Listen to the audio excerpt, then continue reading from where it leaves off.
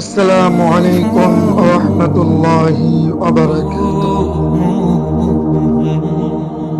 আল্লাহ পাক রব্বুল আলামিন বলেন, বেনামাজের জন্য দুনিয়াতে 5টি শাস্তি রাখা হয়েছে।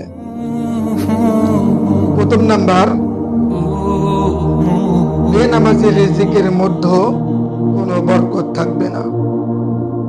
দ্বিতীয় নাম্বার, তার চেহারা থেকে নেককারের নূর দূর করে দেওয়া হবে। তৃতীয় নাম্বার, তার নেক কাজের কোনো বদলা দেওয়া হবে না। চতুর্থ নাম্বার, তার দোয়া কখনো আল্লাহর দরবারে কবুল হবে না।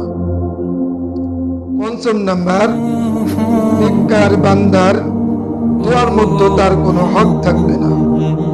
নাউজুবিল্লাহ। আল্লাহ আমাদের সবাইকে